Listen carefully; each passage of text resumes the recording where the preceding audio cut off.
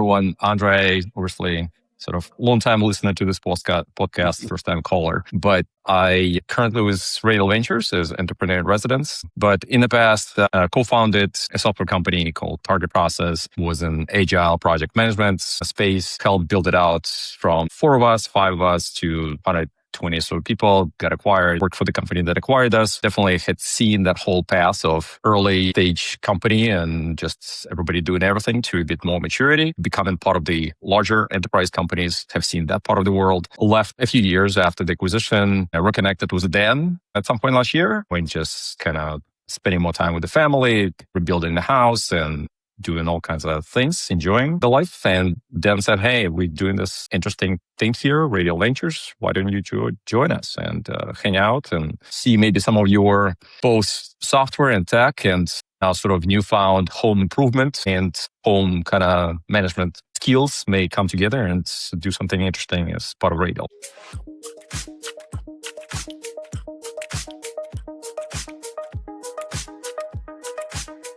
Welcome, everybody, to the latest episode of the Radial Ventures podcast. We've got a special guest here, Andrey, who's going to be joining us for a few of the segments. To get us started here, I want to open with something that I've been hearing since I was a teenager, which is that it's never been cheaper or easier to start a company than it is today. And I think that has continued to be true for the last 25 years or so. In 2025, we had a record 5.7 million new business applications in the US, and 2026 is definitely on pace to beat that. There are a lot of people crediting AI for that, which I think is a huge component. But of course, most people know if you live in the US, there are also some economic components that are adding to that. And so we also know that a lot of companies fail pretty quickly when they get out of the gate, and you have a really long run before you start to see who's actually winning. So do we think this is sort of a new golden age of entrepreneurship, solopreneurship?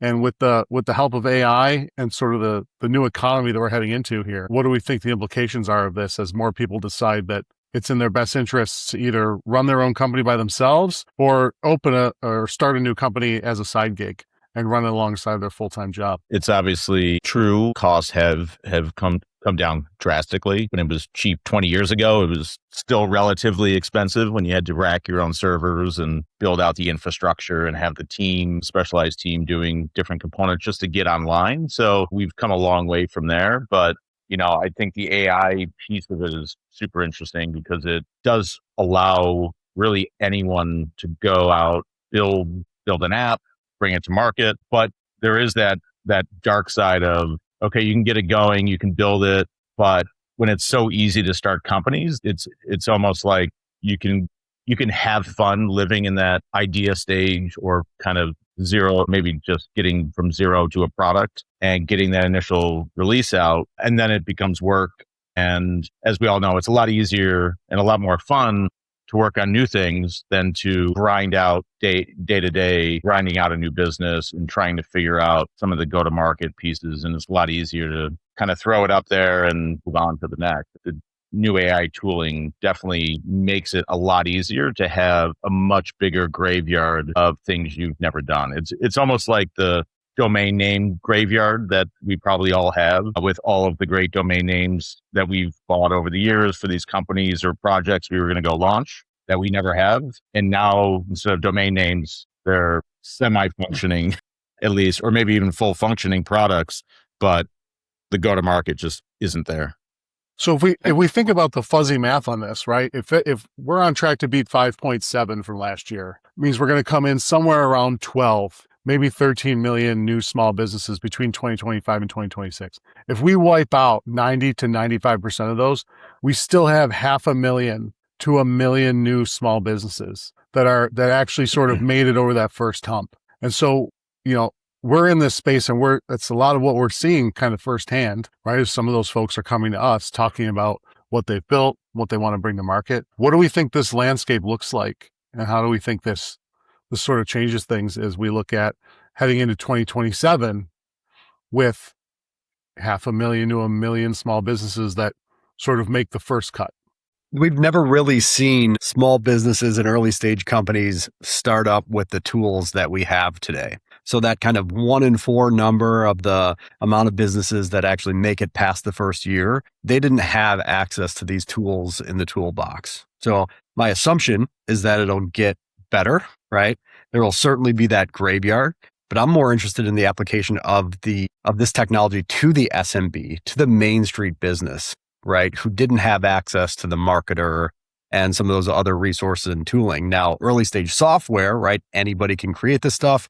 And that graveyard, as Dan said, is going to be massive. But what happens to the mom and pop business that now has access to intelligence that helps them propel their business forward? That's where I think there's this small business revolution to be had, because now you can run it using artificial intelligence amplifying you. So, and that's, I mean, it's like you and I talk about this stuff all the time. That's actually where I was going to bring up, is that I think the services companies, people starting as like a single person service company, is where the growth and longevity will happen. Because like you said, you can, like, if you're building a software company and trying to scale it to lots of people, that was already really hard. It's just even harder and more competitive. But there's an article that we all are referencing these numbers from. It talks about accountants starting a single accountant or bookkeeping business. So like, I think what you're seeing is all these things that we thought AI was going to replace is actually just augmenting individuals to run a very successful business doing that work. And that's really one of the growth areas here. For us, it's thinking about like tools you can sell to those people to continue to augment what they do. But I do really think that for the solopreneur idea is alive and well, and it's going to be most successful with services businesses and boring businesses. Like there'll be these like, one person billion-dollar startups that get all the news, but they'll be like one of them.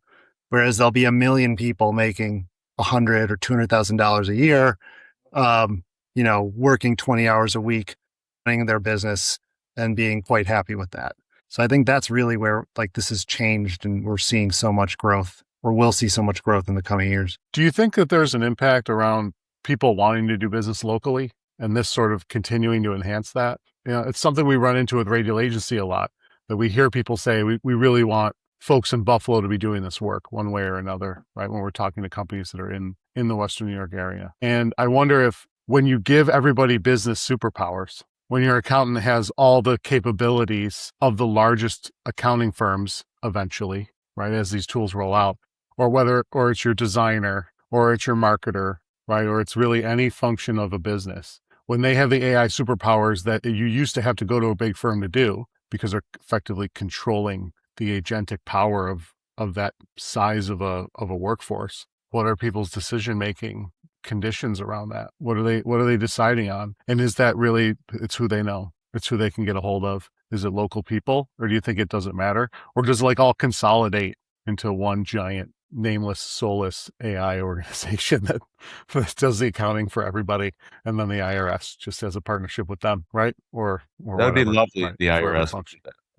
Mike, I think from my side, it's definitely will have an impact on local solopreneurs.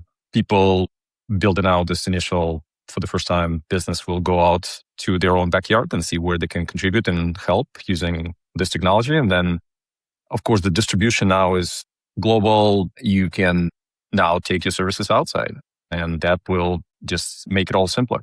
I mean, the data, I think everybody's already said that the data right now is the best proof that there is more solopreneurs becoming. There's definitely a lot more business applications.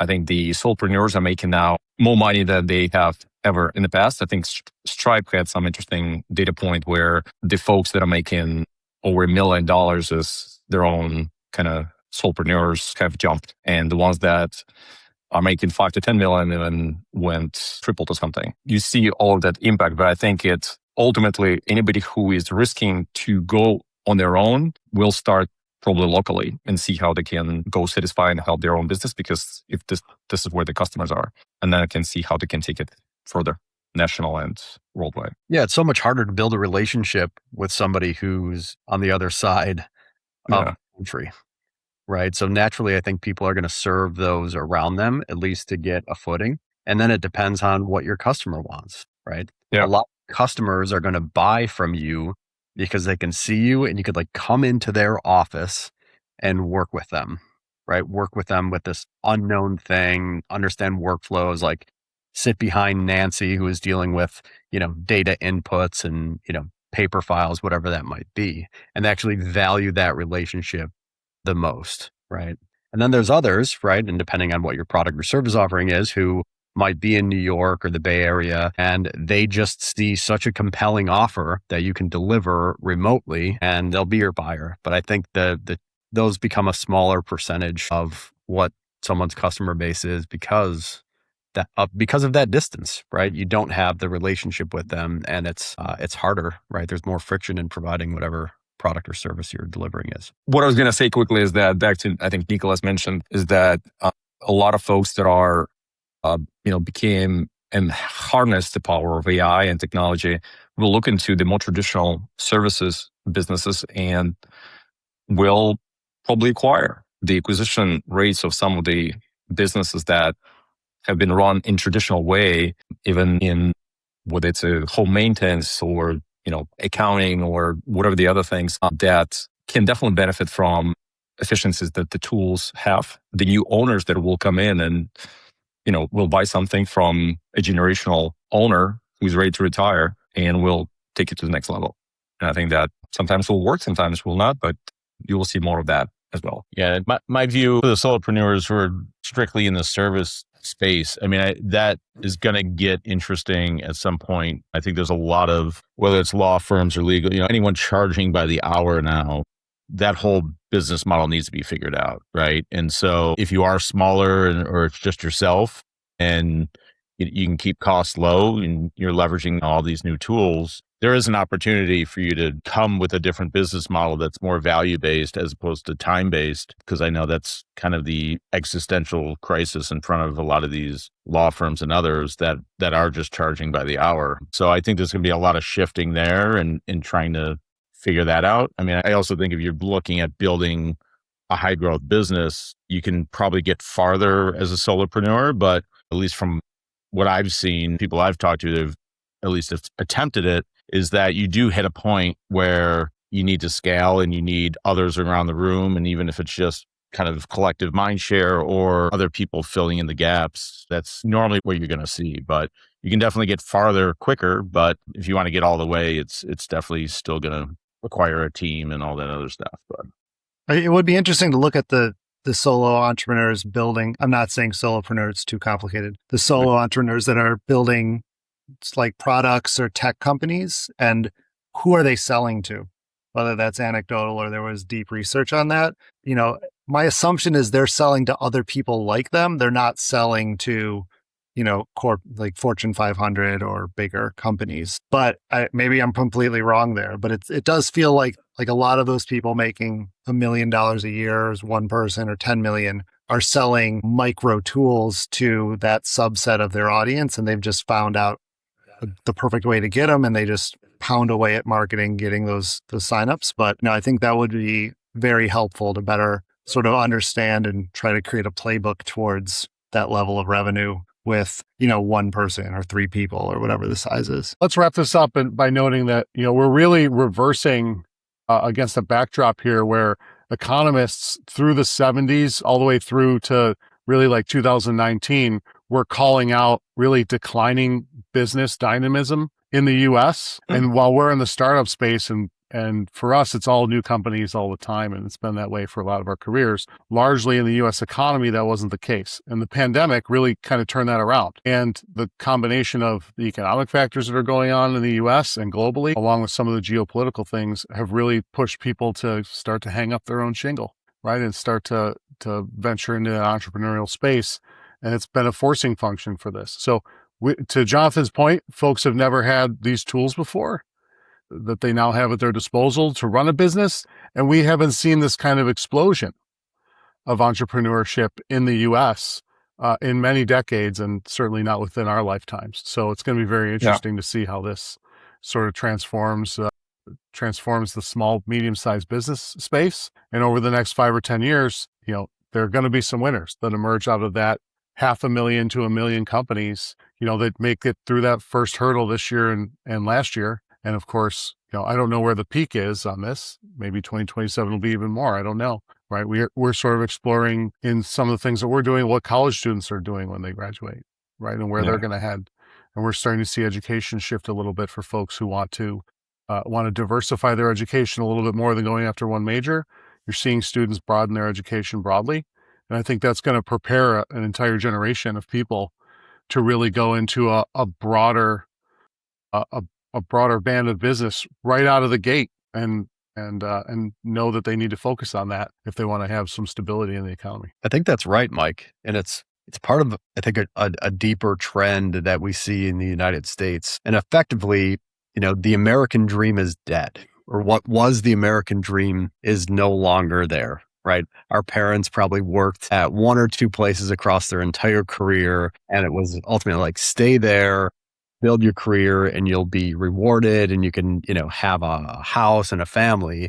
But now you have students, right, graduating with hundreds of thousands of dollars in debt into the workforce, and they don't look at a company as their path to the American dream, right? And ultimately, it's not even probable that they'll achieve these outsized results by working at one company. So they're looking at things like entrepreneurship, like SaaS entrepreneurs or solopreneur.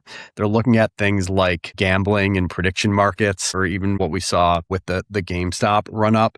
Those were ways for these young kids to have outsized returns on what they're doing. And now I think people are looking at that stuff that seems incredibly risky to an older generation and saying, this is actually the only way out. That is the light at the end of the tunnel, right? Make big bets, go and, get a Robinhood account early, right? Be that SaaS entrepreneur. Don't be bound to some corporate promise, right? Let me forge my own path through. And I think that in general, maybe not some of the gambling, but in general, that's people taking their future into their own hands and saying, I'm going to make this future that I want, and I'm not going to hang my hat on an organization that's going to get me there. So I didn't bring this up. I'm going to bring it up now. So we were talking last week about Boba Charge being an electric car charging company with no chargers. But are you talking about in this what's Un-Uberable or what's un-Ubered so far? So are we like looking what for things that are like Uber for X? Remember that whole thing that we went through 10 years ago when Uber hit it? Like a lot of people tried to build Uber for home services. It was called HomeJoy. It failed. So that's that idea. It's like, it's Uber for plumbing. It's Uber for flower delivery. It's Uber for X. And those all died. Like those companies didn't really work. Is anything still left to do is that question, right? Like what is still un-Ubered? Our thesis, what we've seen is that actually that angle wasn't the right one for certain industries. And when you look at home care, you actually need to they're not 1099, they're not contractors. They're not like Uber guys that just show up and magically fix your faucet. There's got to be more there to that business. And that's what we've discovered our research and looking at, creating the business that we're going to talk about now. The first batch of things that were Ubered were those really low cost, low skill, high frequency, commoditized type of labor. So it's very clear that someone can pick you up, they can drop you off. It's a very defined sort of thing. And really it's very the infrastructure. Transactional too. Yep.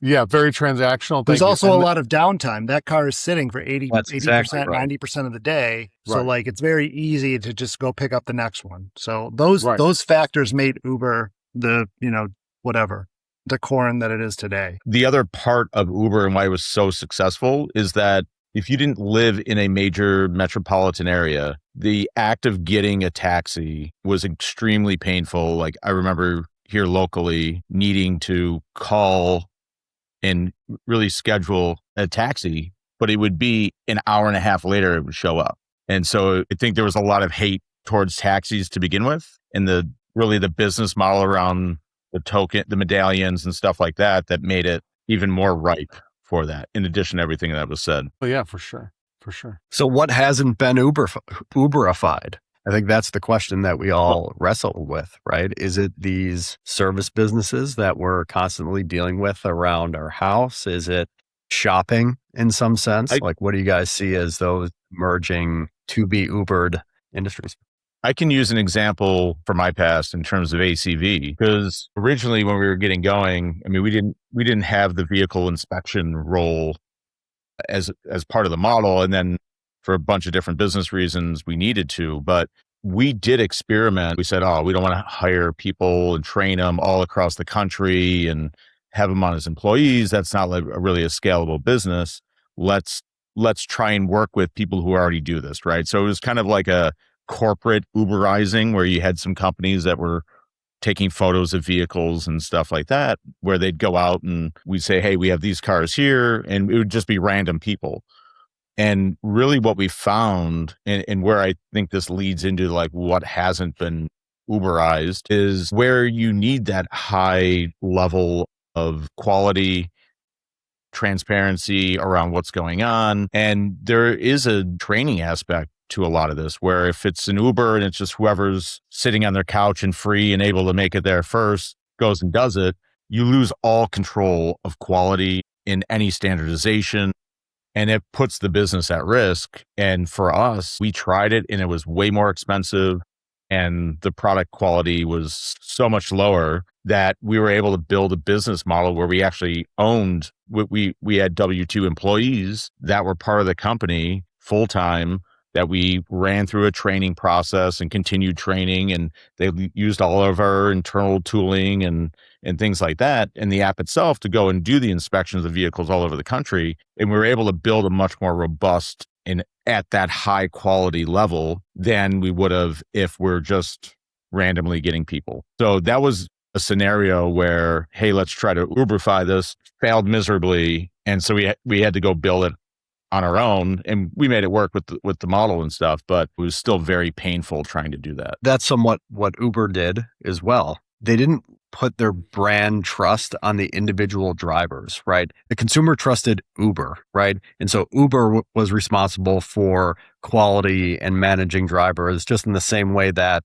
ACV customers didn't really think about who the end wholesaler was. They said, ACV is protecting the quality and the transaction. I feel like that's what needs to happen in a marketplace dynamic, is like putting the onus of quality on the individual is hand-to-hand combat, whereas like building that brand equity and that brand trust and say, we'll have your back no matter what, becomes paramount when you're putting, two sides of a marketplace together. That's very much Airbnb for situations like that. I was going to say the same thing. A lot of time, people don't even want to meet the host, or don't need to know the host. They put all their trust into Airbnb that it will take care of things, I guess, for them. But still, to me, Uber, their whole model is low financial, sort of typically transactional. It's very transactional with fairly low financial and emotional costs. I mean, if things don't work out in a 20-minute ride, okay, you lost 20 minutes and a bit of the money. I think when it comes to the full home ownership, where you're dealing not just with a plumber and a cleaner and electrician and everybody else, it's because home being such a complex system, it gets into a lot more complex scenario. And how do you simplify that for the homeowner is the question. Can you actually do it through the Uber model? Or to me, when I think about that more, it's more about not Uberifying, but more sort of amplifying approach, where you create a unique, awesome experience for the homeowner by removing the complexity from managing that big, probably one of the most financial, biggest assets that they have. And how do you get there? Yeah. So Andrey, you've been running List Zero now for about 6 months, and we're about to bring it to market. Tell us about the company and what it is. So List Zero, it's a subscription service for having one system and one team that looks after all of your home needs. It handles contractors, coordinates schedules, follows through, and keeps them accountable. So you don't have to manage any of that yourself as a homeowner. Yeah, and I like that. I mean, if you look at across the trends of these companies who are Uber or Uber-esque, right? They completely remove all friction from the end user. Uber was magic. You could press a button on your phone and a black car would show up. It was magic when it first came out. You remove friction. You have this prominent quality that your brand represents, and there's the capacity. So whether you're a driver or your car is sitting in your driveway, or you have a vacation home that's sitting empty a third of the year, or you have home contractors whose schedules aren't filled, right? Like those are the three things that I think make up the trifecta that is being Uberified. But I think this is worth, speaking of the contractors and home space, probably the closest to Uberifying that space successfully maybe have come Thumbtack, from my understanding. Like from what I've seen, it's the place where you can fairly easily find the plumber. But it doesn't mean that, this plumber, the next time you're going to find the same plumber who's going to come into your house is going to know anything about the house. Basically, there's no relationship that has been built at that point between you as a homeowner and that plumber. And if you wanted that plumber to come back, then probably you're not going to go through the thumbtack. You will just text him directly. So that's what you just brought up. Angie's List works the same way. Like they have a similar offering. And Homejoy, which was, about 10 years ago. Cleaning, right. Like they were doing the exact same thing. They turned into cleaning. They were doing everything. But that company died because they had the 1099 W-2 problem and then leakage. Like someone would just say, right? just text me. Like, you don't need to go through this app and pay them 15%. I'll do it a little cheaper. So, I think all of those components for us, when we were researching doing, a startup in the home services space, kind of led us to where List Zero is now. And that is less of an Uber style approach and more of, why don't you tell us, Andrey? Well, exactly. I mean, it's less of Uber. It's more of, again, I use the term and just kind of popped in my head, but more Apple or Applefying, if we want to use the models or some companies where you're really reducing complexity from something which is a complex system such as a house that has not just the one standardized service, but every situation could be very different, unique. The homeowner has its own expectations, and they essentially need a trusted operator that knows their house, or that they can comfortable dealing with, that will get them a sense of peace of mind that their house is being handled and looked after, no matter what the house needs, whether it's landscaping or a gutter cleaning, a window, plumbing, electricians. In the typical world, the homeowner would be the one who would have to go and find all of those skills, would have to vet them, would have to make sure that they do the job up to the expectations of the homeowner, and so on and so forth. And that is a tremendous amount of effort, cognitive load, and mental. And with our List Zero idea, we're trying to actually simplify that by removing all of that from homeowner and saying, hey, you're going to have this one app and one company behind it and the team of people that will do all of that work for you. You just tell us, hey, what needs to be done, or once we get to know you a little bit and your house, we'll be the ones to preventively help you schedule things ahead of time, get them done. And when some problems come up, then you also will come to us and we'll take care of them for you. So you don't have to look for pretty much anybody else yourself. You have just one point of contact, one operator who looks after your home. Different model than Uber, where every time you would see a different maybe plumber or electrician walking into your house, and you're going to have to explain them again what maybe this time is the problem and what the previous guy did. So when we remove that. Watch this problem emerge like almost weekly, whether it's stuff that I'm dealing with at my house. My mother the other week she had to call like 5 or 6 different painters, right? Maybe 2 of them called back and scheduled an appointment, and they both didn't show up on the time that they said they were going to show up. And my poor mother was like, I don't know what to do. I keep texting this guy. He's not getting back, or he's getting back intermittently. And then ultimately they come to the house, check out the job, and the prices are so off to what her expectations were that she's like, I got to go do this again. I got to call 7 others. Right. And exactly. A 76-year-old woman, right? This is too much friction. That's why when people find a good plumber or electrician or handyman, they do whatever they can to hang on to them. But the problem is that you need not only those, you need a landscaper. And what happens when those guys don't show up, or life changes in their case? And then you, again, have to start this whole process on your own as a homeowner. And every time dealing with the anxiety of the price that somebody's trying to, charge you way too much, or the quality. Simple as put, doesn't meet your expectations. And what happens when the job is done and somebody walks out and you're not happy? Those are those nightmarish scenarios that people just kind of feel they don't know how to deal with. They're left alone with the contractors, and they don't have anybody in their corner to help them out. And that's sort of that home ownership experience that deals with such a complex, and again, financially, one of the largest assets that any family has. Every person becomes sort of frustrated with this experience of running their home, which a lot of times they're not simply even equipped to do or qualified, and they're at the mercy of those, contractors. And Thumbtack, for example, that sort of the closest to the Uber model, is not solving that problem. Yes, they make it easy to find a plumber, but then everything else is still on the homeowner. And that's what we believe we can do better.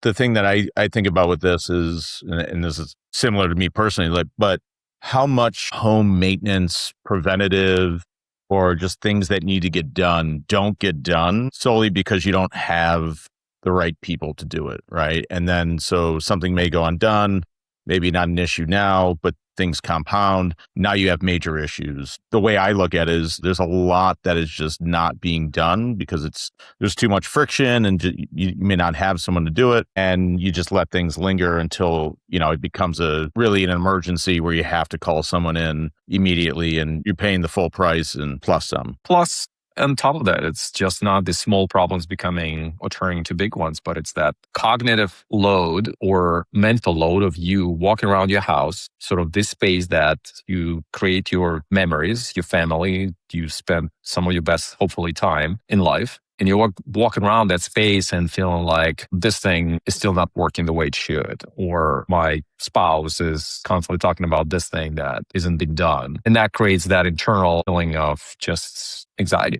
sometimes, and things that frictions that internally distract you from fully enjoying the space where you should be the most happy and being creative. Yeah, I feel that. Like every project that goes into my notepad or one of the several places I have notes about what I need to do around the house, everyone that's not taken care of is like this open loop in my mind that creates that emotional stress. So I think what you're touching on is more powerful than people give credit to, not only creating the space that you deserve in your life and making sure your own dwelling is making you happy. But every time that's like, oh, I have to do these 3 things and I forgot about them, adding a 4th, whatever it might be, is an immense amount of stress, whether you realize that or internalize it. And it just kind of wears you down. We feel there is a good homeowner operating system in place. That has not been solved. And the way to solve it is not through yet another Uber app, because there's no way that you need somebody or some system and AI plus a team behind it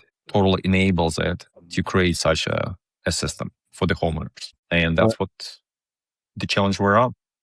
Yeah, and this is a classic unsexy example of where AI doesn't come and just solve everything here. It makes it harder and you're dealing with people and logistics and all the other stuff, but it's definitely one of those types of companies that can, I think, for a while until we have robot plumbers.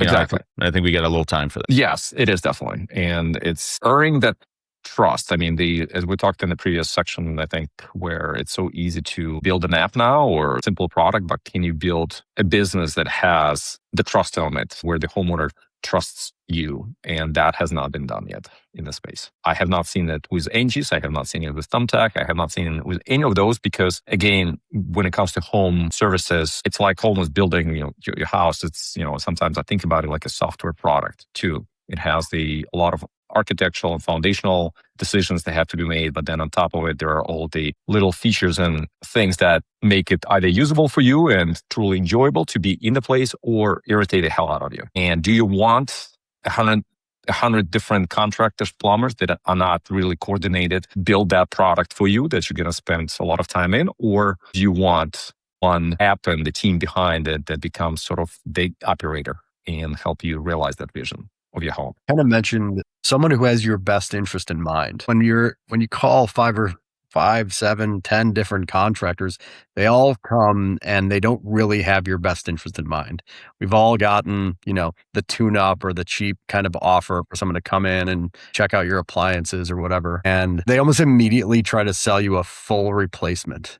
And you're like, damn it. I understand why they're doing this, but ultimately it doesn't have my best interest in mind. So how do you aim to solve that problem that you have someone who truly has the homeowner's best interest in mind and isn't just trying to extract payment from them? By becoming that advisor, there's definitely an understanding and knowing what the home is like today and what the homeowner is looking for. Will it sometimes tell the homeowner, don't buy or don't get that service? And the minute you tell the people not to buy something, although they know that you would make typically some markup probably on some recommended services as part of you have to be very transparent about how you as a business make money, but it's going to be on you to essentially tell the customer or your homeowner who's using a service that, look, this can wait. objectively another 3 years or 5 years. Don't do it. And when people hear that or see that, which is typically very unexpected because usually we see the opposite, you have to do it now and there's an urgency. And if that doesn't happen, then I think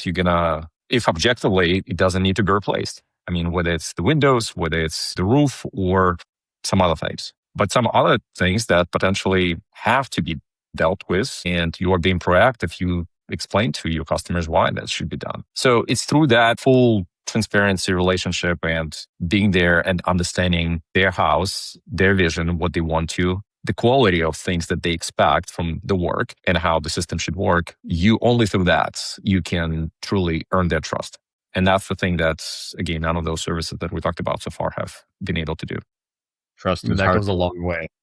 Yeah, trust is hard to earn and easy to lose. So that's always the trick. 100%. Yes. Well, especially for our demographic, like how many times does someone come into your house and you notice the fear selling techniques that they're using? It's almost immediately a turnoff. Like, I know what the person's trying to scare me into buying immediately, right? Trying to get me to call my wife because my wife's at work, right? Yep. And she has to be there. Yep. Just turn off. You know that it's a little snaky, right? I think every Windows salesman in the world wants you to think that your house is a spaghetti strainer. You need new windows immediately, even if they were just installed last week. I have one good friend who owns a Windows company, so I'll push back a little, but the rest of them are awful, Mike. I agree. There are exceptions, Nick. Yes. I think we're making the case that List Zero is not really Uber, but I do think we can borrow from their marketing. So if you remember, Uber's like very first marketing message was a private driver for everybody. And I do think like what we're building is like the home property manager for everybody. Really, that's what List Zero kind of boils down to, is that like, here's that property manager that anyone can now have that really was only reserved for like the ultra wealthy with multiple properties. Now leveraging software plus the human labor can now create this new offering that really doesn't exist or is just starting to become a thing in the market. And that's really the differentiator and what hopefully, people see and really want to sign up for, because like I said, I'm ready to use this thing. Like I have the same problem that we've highlighted here. I know all 5 of us do. So I know that audience is out there. And I know often the word concierge is being used in similar, there are a couple small examples that start to appear. To me, I don't like this term. Concierge is somebody who is more reactive to requests. You come in and ask them to do something. What we're trying to do is we really want to become an operator where you're not reactive, but you're also proactive, meaning that you know the homeowner, you know their home, you know the systems that are run into that. You earn that trust. And then you're also recommending things to do ahead of time to be more preventive versus just reactive. And that's, to me, is not just a concierge who's just there by the phone 24/7, but also somebody who creates to the homeowner a sense that, okay, peace of mind, somebody's looking after my place so I can focus on other things that are more important in my life, family, career, job, other things. And that does not exist. All right. Thanks a lot, everybody, for joining us for another episode of the Radial Ventures podcast. We appreciate you hitting that subscribe button. We'd love to know what you think. Please leave your comments down below. Feel free to message us with any things you want to hear about or want to talk about. And thanks a lot, everybody. Have a great week.